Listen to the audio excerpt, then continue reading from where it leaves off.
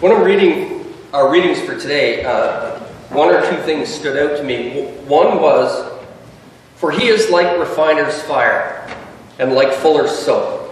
He will sit as a refiner and purifier of silver, and he will purify the descendants of Levi, and refine them like gold and silver, until they present offerings to the Lord in righteousness." I heard a story one time, and I'm sure it's apocryphal, and by that I mean it has a truth in it, but it's not necessarily a true story. And it's about a silversmith and his friend. And the friend had come over to watch his friend do his work. And silversmiths have a little kiln you can look into, and you can see the silver heating up.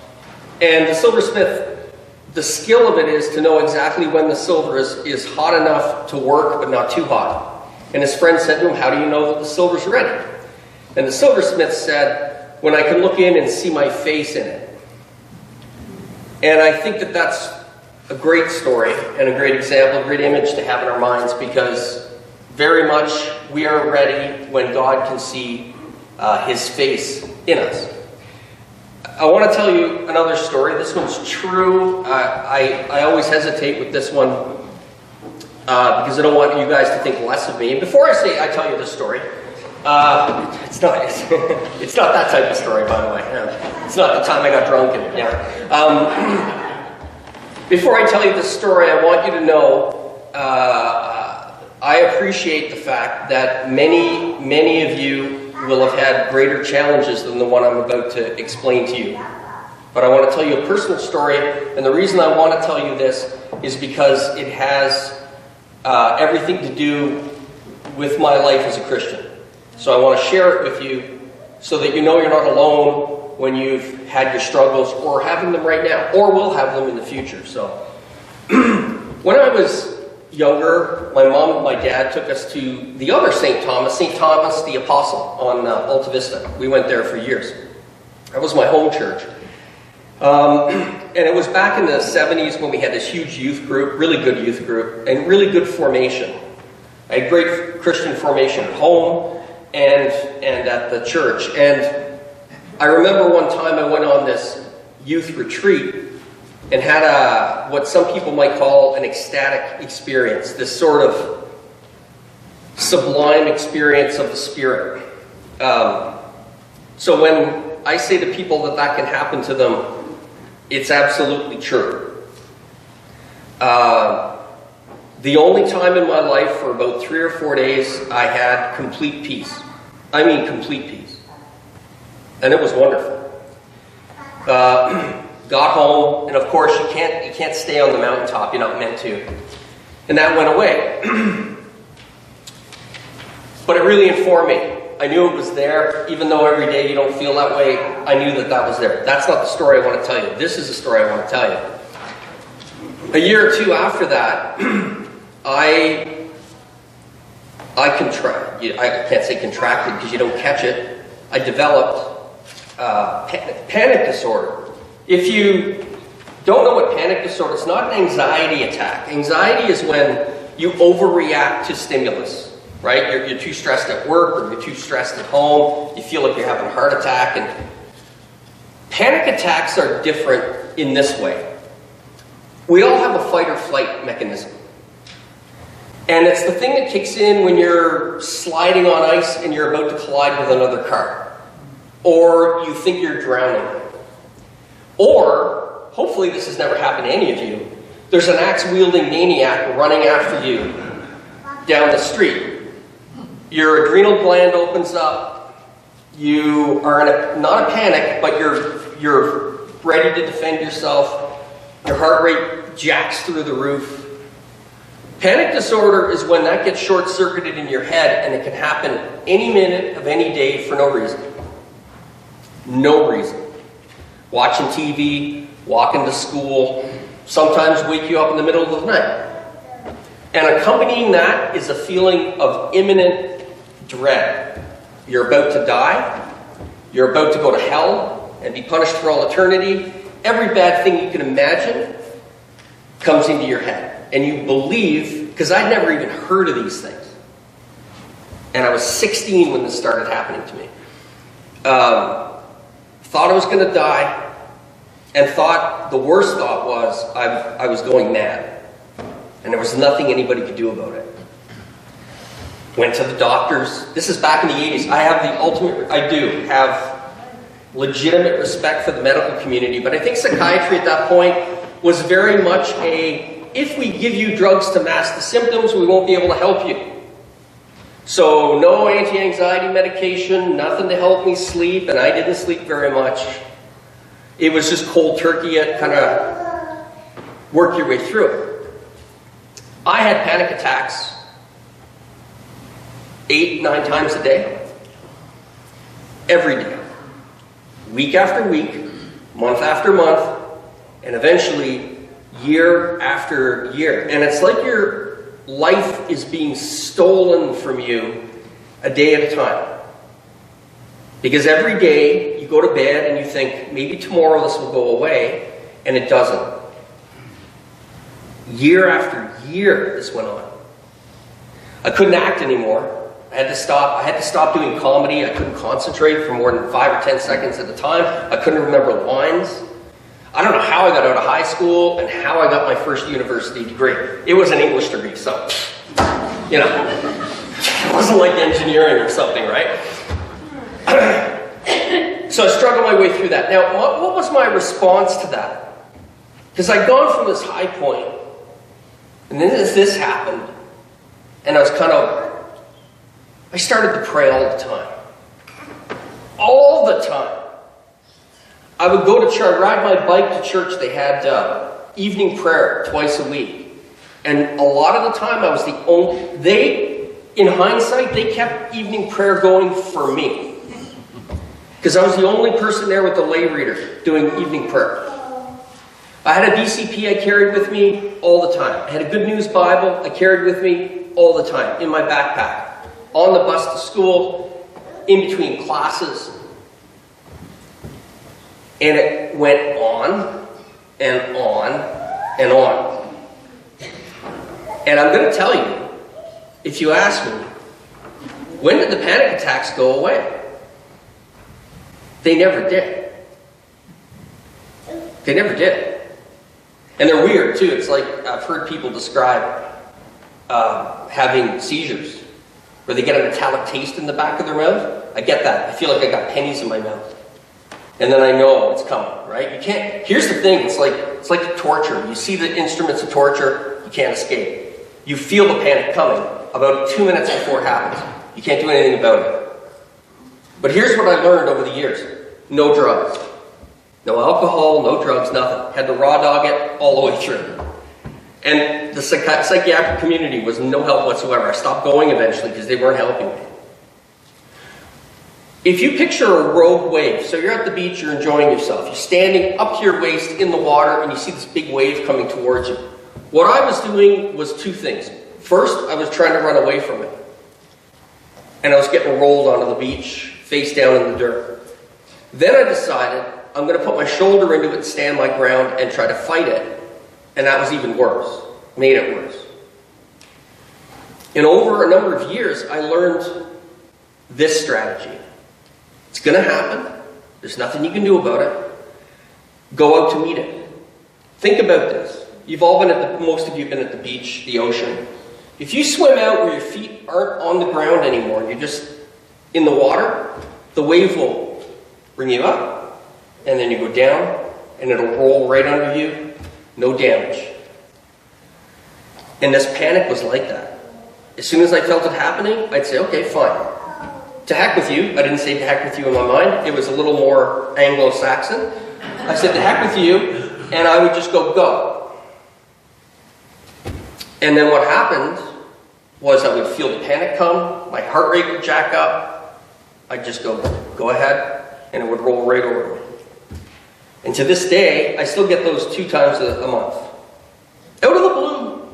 The funny thing is, when there's actually something to be worried about, I never have them. It's when I'm bored, I got too much time to think, nothing's going on, and these things will show up. What do you think I was thinking at 16 when this started? I prayed a lot, I went to church a lot. In other words, I paid my spiritual taxes. And then all of a sudden my life fell apart. My entire life was taken up by this fear. And it didn't go away when I prayed to God to take it away from me. It didn't go anywhere. Week after week, month after month, year after year. I got angry. I got angry at God. I got resentful, but I never stopped believing. And I asked him every day, why are you not taking this away from me? Do you know what I prayed right before? Right before all this happened. My prayers were, I want you to make me the man that I need to be for you. And then I got panic disorder. And I was fearful all the time. And so I responded by praying all the time. I thought about God all the time. I had girlfriends who would say to me, more than one. I only had two before I met my wife, by the way. They said, do you realize you talk about God like all the time? Like everything that we see and do, you're talking about God? And I said, no, I'm not. And they said, yeah, all the time. Do you know if I hadn't had panic disorder, I wouldn't have done that? I wasn't a bad person, but I wasn't nearly as empathetic as I am now. When any of you ever come to me and say, I'm really anxious, I know exactly what you're talking about. When you come to me and say, I feel like I'm lost or I'm depressed, I know exactly what you're talking about. Not that I've had it worse. I'm not saying that. And many of you have had catastrophic loss in your life. But God answered the prayers I had when I was 15. When I said to him, make me the man that you need me to be. That's exactly what he did. For many people as Christians, your paths are already pretty straight. You don't need a lot of refining. And then for others of us, you need to be thrown into the fire for a while. Because when you come out, you're better than you were before. Everything I've done in my life got me ready to do what I'm doing right now. Comedy, the acting, a ton of reading because I couldn't go out of the house for months at a time. All of that helped. The panic drove me to pray more and constantly to read and think about God constantly, which I would not have done had it not happened. As Christians, when we talk about refiner's fire, we can often just we throw out things. We talk about suffering, we talk about fear, we talk about, but we don't think about them. When you pray for God to make you better, to make you stronger, sometimes the response will be difficulty. And that will challenge a lot of people. It will cause them to go the opposite way and say, oh, this is all garbage. I prayed a lot. I believed a lot. We all know people who've just given up on their faith and turned away from it because they think the difficulties in their life means God doesn't exist or God does exist and doesn't care. Neither one of those is true. I can tell you personal experience, that's not true. But sometimes God's response will be to refine us a bit more, to get us where we need to be. Not because we're not special, but because we're not special enough yet.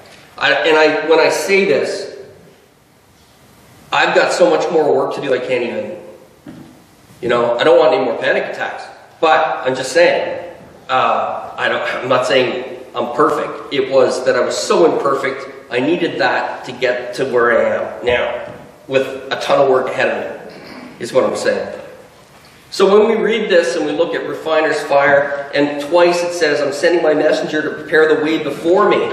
And preparing the way of the Lord means to make his path straight, every valley to be filled, every mountain will be brought low, the crooked will be made straight, and the rough ways made smooth. It means sometimes the road is perfect where it is, other times that road needs to be torn up and made straight. We all have areas of our life that need to be refined, which means you might have to suffer a little bit to make them happen. There might be things that you need to give up to make that happen. It means other things you might have to adopt to make it happen. I've known people, and I know people who, let's take relatives with COPD or emphysema, person who smoked for 40 years, don't deserve those things, but a natural occurrence of smoking for decades. Do they deserve it? No. Does it happen? Yes. And when they find out, what do they do? What's the one thing that they do? They quit smoking. They'll quit smoking at the end. Or when they find out their liver's failing, they'll stop drinking when they've been an alcoholic for 40 years, right? If they could do it then, they could have done it earlier. But they didn't want to suffer. Now they have no choice. So it's going to happen whether they like it or not. You're not drinking anymore, you're not smoking anymore. But let's face it, friends, you could have done it earlier. And you'll say, well, it's not easy to do those things. I know it's not. But if it's possible at the end, it was possible at the beginning. And we'll say to ourselves, well, yeah, when I retire, I'll have more time to pray. And when my kids are grown up, I'll have less stress. Yeah, right? But we always have another time and another place where these things will be possible. But if I was to tell you, or a doctor was, God forbid, to tell you you had 3 weeks to live, do you think your prayer life would pick up? If it's going to pick up near the end, why wouldn't you do it now? Because it's difficult. Pick the difficulty and improve, lest the difficulty come upon you and force it out of you. Does any of this make sense? Am I making... Yeah, I don't know. It sounded a lot better in my office when I was walking around. I've suffered just enough to know what it is and be empathetic when other people are suffering. And I needed to be improved. I needed to be humbled. I needed to be able to face fear, and I needed those things. And I hated them when they were happening, and I was resentful and angry most of the time it was happening. But we can always look at every difficulty in our life as a way to grow and to experience God and to pray our way through it. And I guarantee you God will be with you in it. And God will help you to grab every last bit of wisdom out of those trials. Every last bit. And yeah, you can be angry. Yes, you can be resentful. The prophets were upset that they had to do the job that they had to do. Jeremiah was called the weeping prophet.